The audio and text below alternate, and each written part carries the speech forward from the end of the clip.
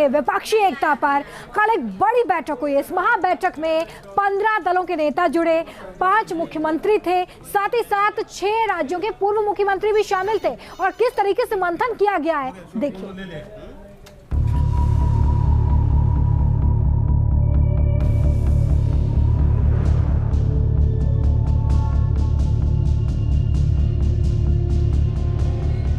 बिहार की यही वो राजधानी थी जहां 5 जून 1974 को जननायक जेपी ने संपूर्ण क्रांति की अलग जगाई थी और इंदिरा राज के भ्रष्टाचार, परिवारवाद, आपातकाल के खिलाफ उपजे आक्रोश को आंदोलन बना दिया था।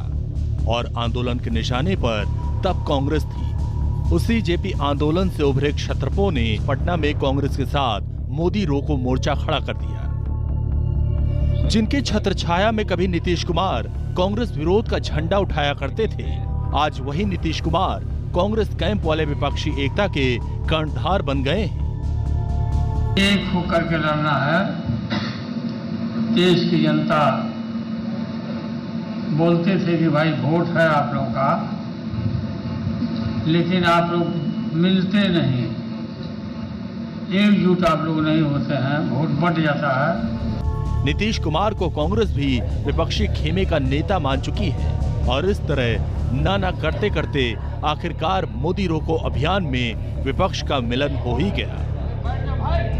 पटना में संयुक्त विपक्ष की पहली ही बैठक में नीतीश कुमार को उनकी मेहनत का इनाम भी मिल गया। एक साथ चलने की सहमति हुई है और उसके बाद अगली मीटिंग कुछ ही दिनों के बाद सब पार्टियों की एक और की जाएगी, ताकि उसमें आगे का जो कुछ भी होता है, जो एक साथ तो चुनाव लड़ने के बारे में आज एक सहमति हो ही गई है। भले ही नीतीश कुमार की पार्टी उन्हें दूसरा जेपी बनाकर पेश कर रही हो, मगर 46 साल पहले जिस कांग्रेस परिवारवाद, भ्रष्टाचार के खिलाफ जयप्रकाश नारायण ने आंदोलन खड़ा किया था, आज उसी मुद्दे पर विपक्ष के कई दिग्गज घिरे हैं, जिसने जेपी बनने की चाहत रखने वाले नीतीश कुमार के सामने सवालों का अंबार भी खड़ा कर दिया। 1974 में सरकार के खिलाफ भ्रष्टाचार बड़ा मुद्दा था। मोदी युग में विपक्ष के कई दिग्गज खुद भ्रष्टाचार में घिरे हैं। तब हाईकोर्ट का फैसला इंदिरा गांधी के खिलाफ आया था।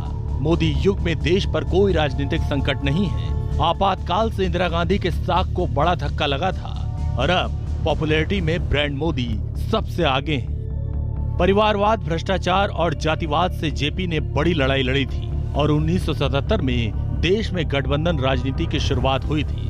हालांकि 28 महीने ही सरकार चली थी। इसके बाद 46 साल में ऐसा कोई चुनाव नहीं आया जब संयुक्त विपक्ष की अवधारणा बनी हो।